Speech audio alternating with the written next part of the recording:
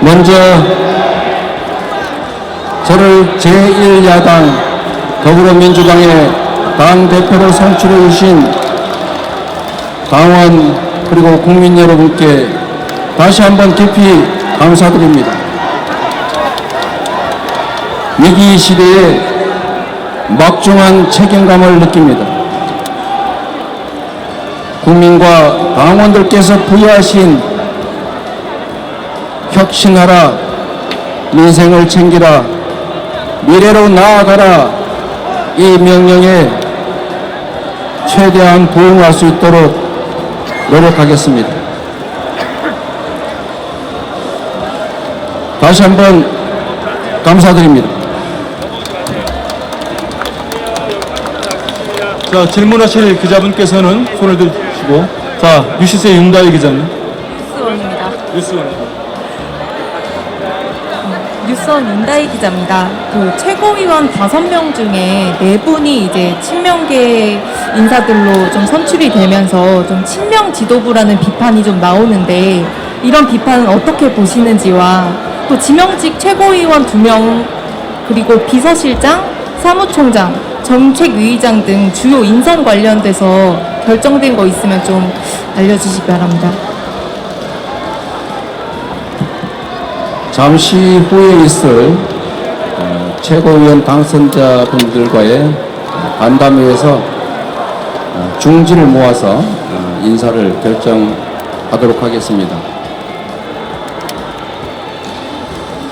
최고위원들 구성이 친명이냐? 저는 그분들 중에 원래 상당 다수가 저희 무슨 이재명계라고 불리고 있었는지 잘 모르겠습니다. 사실이 아닌 것 같습니다. 다만 80%에 육박하는 당원과 또 민주당을 지지하시는 우리 국민들께서 저에 대해서 기대가 높으시기 때문에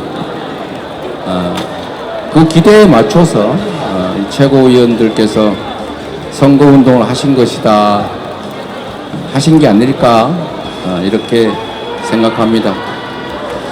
앞으로 통합에 도움이 되는 방향으로 인선을 중지를 모아서 해 나가도록 하겠습니다. 예, 다음 그쪽에 계시는 윤재님. 안녕하세요. 저 연합뉴스 정윤주입니다. 우선 대표가 되신 것을 굉장히 축하드리고요. 좀 전에 했던 질문이긴 한데 그러면 좀 인선을 어떤 식으로 하실 것인지에 대한 구체적인 말씀을 듣고 싶고, 송갑석 후보님이 떨어지셔서 이제 지도부가 전원 수도권 출신이 됐어요.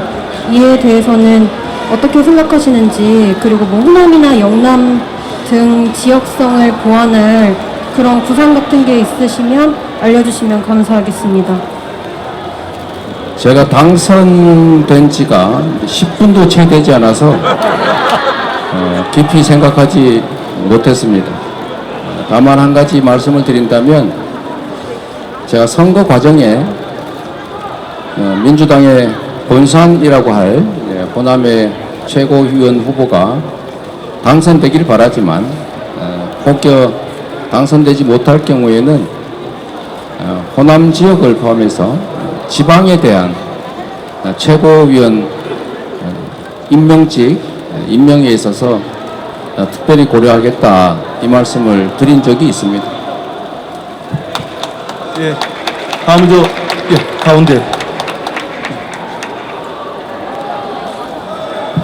네, 안녕하세요. 저 매일경제의 성승훈 기자입니다. 대표님께서 방금 전에 이제 윤석열 대통령과 영수회담을 좀 말씀해 주셨는데, 만약에 좀 성사가 된다면 어떤 말씀을 하고 싶은지와, 그리고 또 민생 관련해서 협치가 중요할 텐데 윤석열 정부 공통 과제로 함께 추진해 볼 만한 것도 있으신지 말씀해 주시면 감사하겠습니다.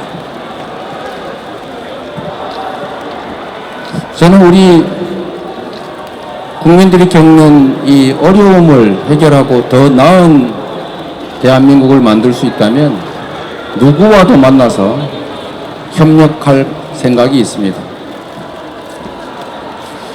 지금 경제 위기 또 민생 위기가 참으로 심각합니다.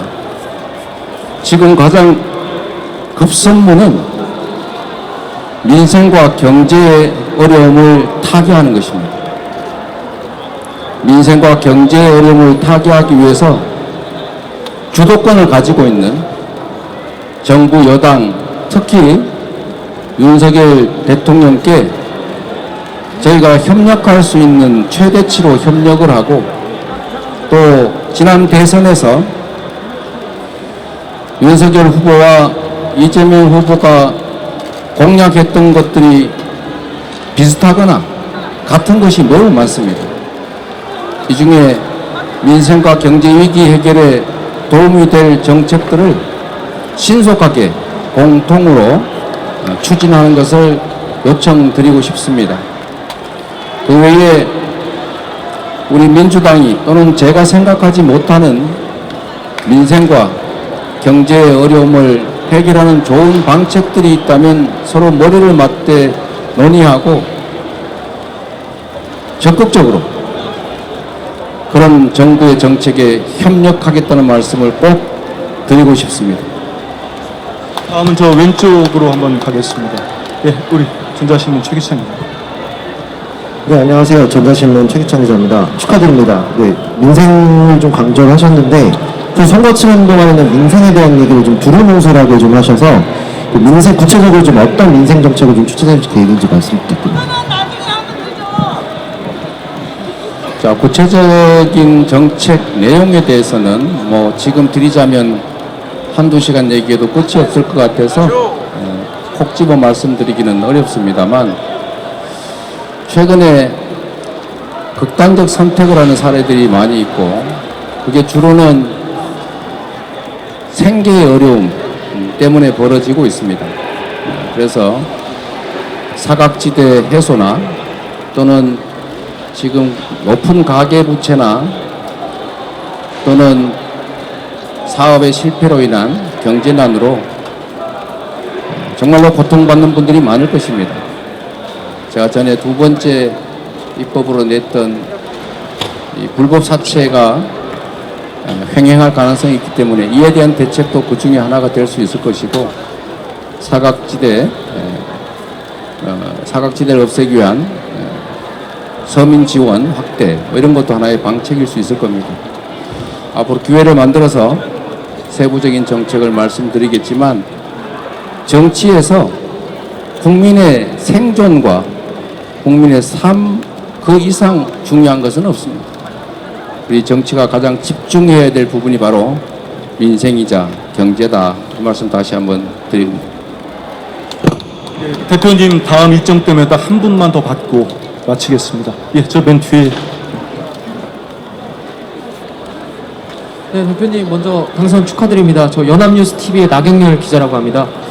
다름이 아니고 지금 대표님 압도적인 지지를 받으시면서 선출이 되셨는데, 이게 좀 투표율도 낮고 좀 소수의 당원 목소리가 이제 좀 적극 반영된 게 아니냐, 그래서 팬덤 정치에 대한 어떤 비판이 계속해서 나왔는데요.